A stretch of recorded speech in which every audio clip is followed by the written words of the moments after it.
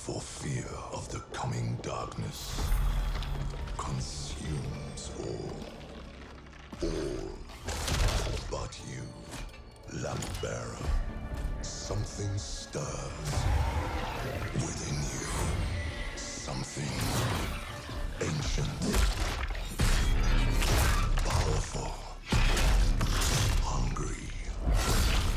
So I ask you, will you harness this darkness within and deliver unto our so-called lords retribution?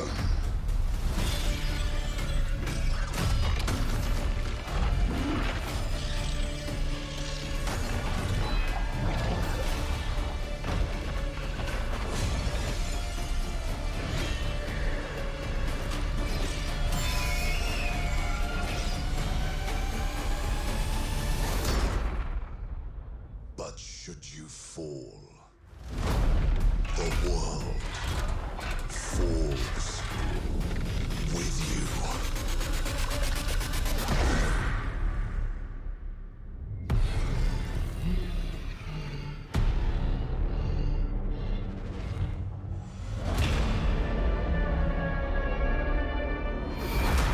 Lords of the Fallen 2. Wishlist now. Well, yeah, I gotta be honest. That right there, I know it was just a cutscene, but that right there looks great to me.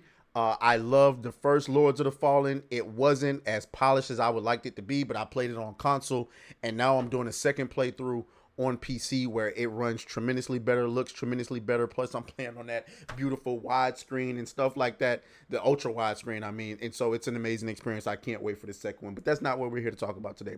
We're here to talk about the fact that Marek Timinski, the CEO of this the studio that made this game, confirmed that this game was going to be an Epic exclusive. Now, I was on Saturday Night Hypnosis on Saturday night, and there was a big debate about this being an Epic's game exclusive. So I understand where Hypnotic was coming from. He was saying that they don't want to turn PC gaming into some sort of battleground for exclusive games. For those of you who don't know what this means, basically there are launchers on PC. If you're not a PC gamer, you don't know. So there's these launchers on PC. Steam is the primary launcher. This is where mostly every game known to man that's on the PC, it resides. You just go on there, you put in a debit card. I mean, you make an account, you put in a debit card, and whatever game you want to buy, you buy it right there. But there are other launchers as well. And some of these launchers have exclusive games on them. Other launchers are just different storefronts. You know, they might have different deals, different whatever, different perks, stuff like that. And then there's the Epic Game Launcher. The Epic Game Launcher, the Epic is the same company that brought you Fortnite.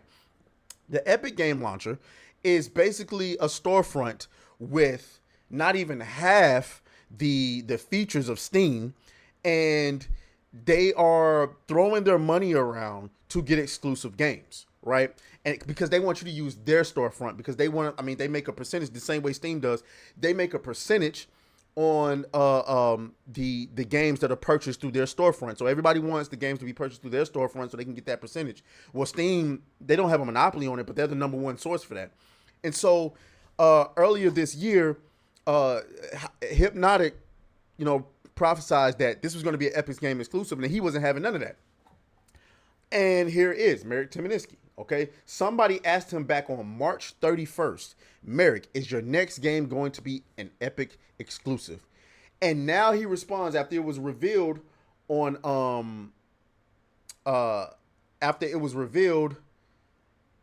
what was it? A couple of days ago, whatever, last week. Yes, it's an Epic exclusive on PC. From firsthand experience, they have been an incredible partner so far and are really making us a better game in the end. And people are not liking that. Oh boy, people are not liking that at all. People are not liking it. And I remember, guys, I've only been a PC gamer for just over a year now. I was a console gremlin for, oh, fuck you, Cassie. You got me saying that bullshit. I was a console person, goddamn gremlin, for the longest. And now I'm on PC. And so I don't have these allegiances to any of these, these storefronts. So I don't really care. If the game's going to be on Epic, if it's going to be on Epic, I want to play it. I'm going to buy it. You know what I'm saying? But PC gamers don't feel that way. So Merrick Timonisky, feeling the heat, he says Epic Games is a significant investment into he said Epic Games made a significant investment into Lords of the Fallen 2, which has helped us maintain full creative control over the game and its IP. Their support, especially around UE5, has been above and beyond.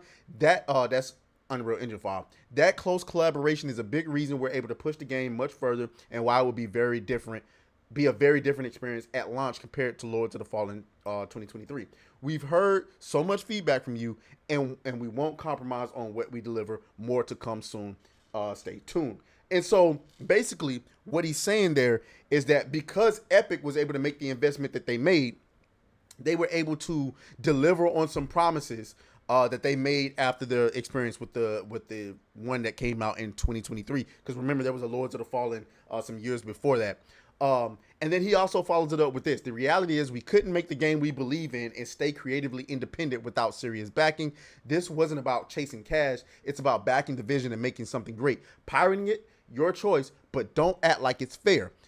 Epic's also taking on Apple and Google. Curious what you think. Does that fight matter to you? Okay. To me, absolutely not. It don't matter to me. I'm going to play the game. People saying they're gonna pirate it. I mean, you got to do what's best for you. Me personally, I think it's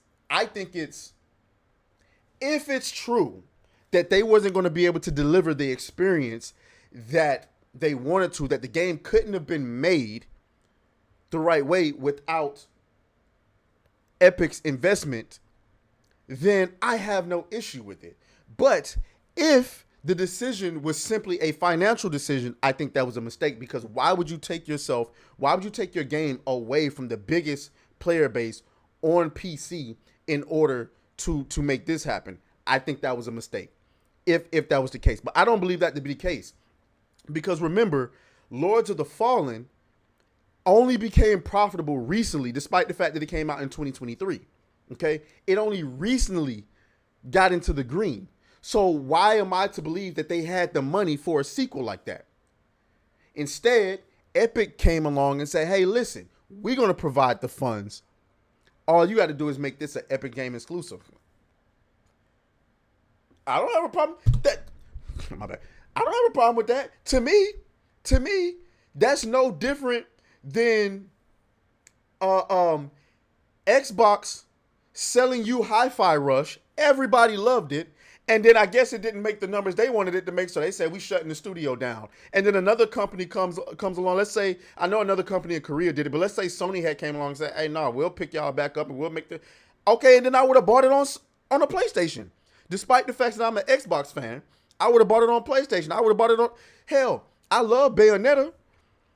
The only way Bayonetta 3 got made is because Nintendo was willing to invest in that studio and get Bayonetta 3 made. So I go and play it on the Switch. So I don't understand. I understand that the Epic storefront has less features. I get that. But nigga, I'm going to play this game. I'm going to play this game. Now, some people are saying they're going to wait for it to come out on Steam. Perfectly fine. If it comes out on Steam, it might be a lifetime exclusive to Epic. If they made the investment that they made, it's probably going to be, it depends on the investment. It's probably going to be a lifetime exclusive. So if that's the case, I mean, listen, bro, I'm not about to miss out on Lords of the Fallen 2, which in my opinion was a great Souls-like experience, because it's on the Epic's Game Store. I've downloaded plenty of games from the Epic Game Store. Most of them were free, but that's not the point. That's not the point. Okay? Y'all let me know what y'all think down in the comments. As always, may the grift be with you. I'll talk to you later. Oh, fuck you, fuck you.